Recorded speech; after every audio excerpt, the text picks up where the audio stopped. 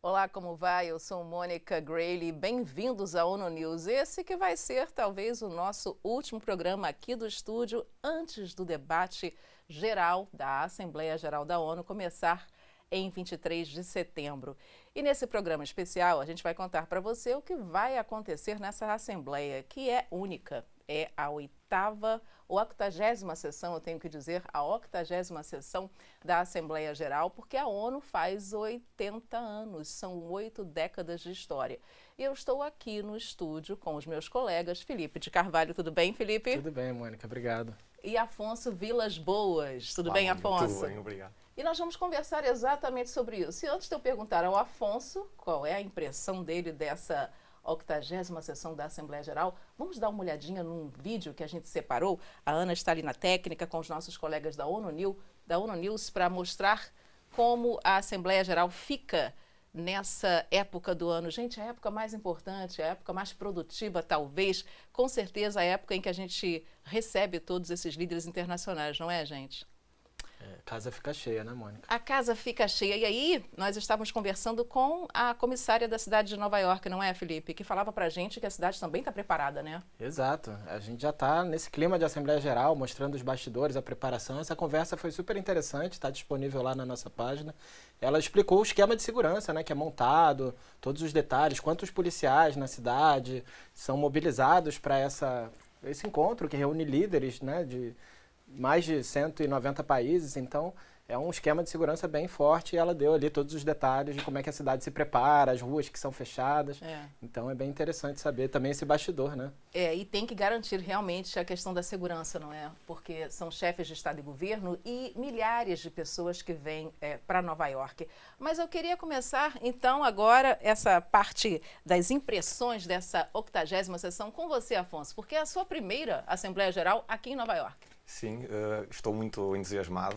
Como disse, a alta comissária é o Hollywood da política e é de facto um orgulho poder ver de antemão e em primeira mão o que é que se vai passar, porque de facto é um sonho poder conseguir acompanhar todos estes acontecimentos que antes acompanhava de casa ou como aluno e agora vou conseguir interagir pessoalmente com os maiores líderes globais.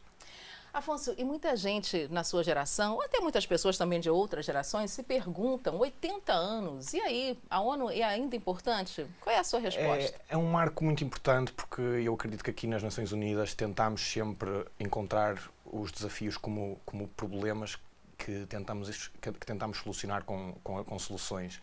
E, acima de tudo, num período como hoje, onde temos o maior número de ataques ativos desde 1946, que são 61, reforça ainda mais o papel da ONU em tentar coletivamente encontrarmos um senso comum para a paz global. Exatamente, 61 conflitos em todo o mundo. É realmente um número recorde, não é? E exatamente o que a ONU tenta fazer, é ter essas partes negociando, conversando, tentando atingir um consenso, não é? Porque sem diálogo a gente não chega a lugar nenhum, não é, Felipe? Exato. Agora, Afonso falava em que ele vai ver os líderes internacionais. Acho que a gente vai pedir para colocar o próximo vídeo aqui, porque realmente são vários. E claro, você que está em casa já sabe que a gente fica também de olho naqueles que falam português. Olha aí, o presidente de Angola, João Lourenço, falando na Assembleia Geral, uma Assembleia anterior, claro, não é? E ele volta esse ano. E como é para você, Felipe, cobrir esses países todos de língua portuguesa? É muito interessante, Mônica, porque é o momento que cada um traz a sua mensagem para o mundo, né? Sobre vários temas relevantes na agenda internacional, clima, segurança, combate à pobreza. Então é um termômetro, né, para a gente ver como cada país está se comprometendo com essas agendas, com os tratados internacionais.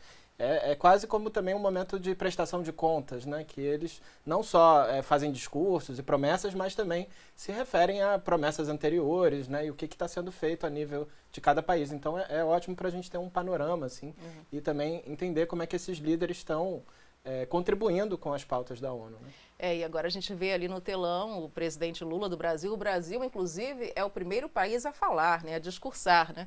Ou seja, a Assembleia Geral da ONU começa em língua portuguesa. Começa. E o presidente falou no ano passado e volta, claro, esse ano às Nações Unidas para trazer a mensagem do país. Um ano importante também para a COP30, né, Felipe? Sem dúvida, né? A gente tem vários temas importantes na pauta esse ano, mas o clima é um destaque, sem dúvida, principalmente para os países de língua portuguesa e principalmente para o Brasil, que é o país anfitrião esse ano, em novembro, da 30ª Conferência das Nações Unidas sobre Mudança Climática, a COP30.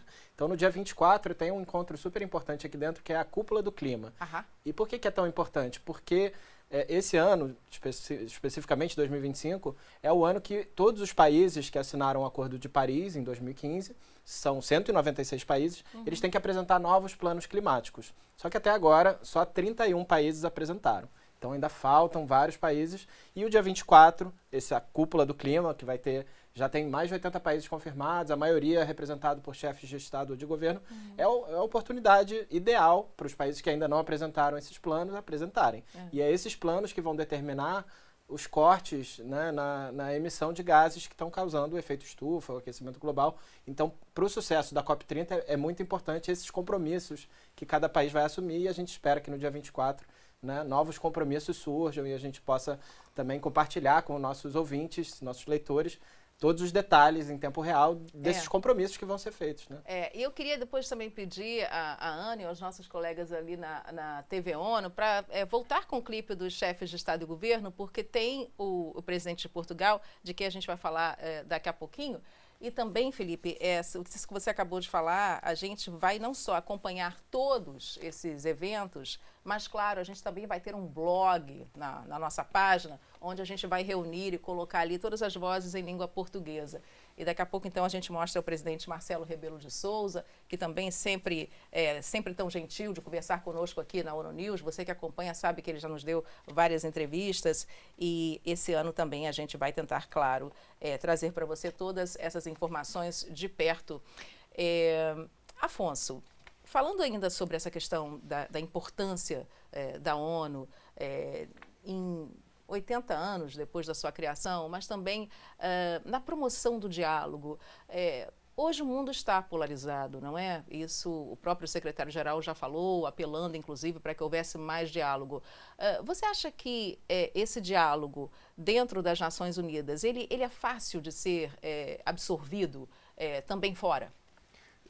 Pode não ser assim tão fácil como aparente, porque não nos podemos esquecer que as Nações Unidas têm todos os países, os 193, mais os dois que acompanham presencialmente, e cada um dos seus países, independentemente da situação ou da circunstância, tem os seus próprios interesses, ou seja, por vezes pode ser um pouco mais complicado, mais complexo entender as relações entre eles, mas acredito que sempre que através do diálogo é quando se consegue promover as melhores soluções, porque apesar da guerra ser um meio, nunca é a solução. Isso é importante, né? E você, olha, agora está falando o presidente de Portugal, que você obviamente conhece muito bem, não é? E é o último discurso, vai ser o último discurso dele esse ano, não é, Afonso? Sim, é o último discurso deste ano. No próximo ano volta de novo o primeiro-ministro. Mas acredito que vai deixar marcos importantes, não só pelo papel que Portugal desempenha na configuração geopolítica, mas também no papel que tenta sempre promover no discurso e no diálogo, como um país que tenta sempre defender os interesses globais e a paz mundial.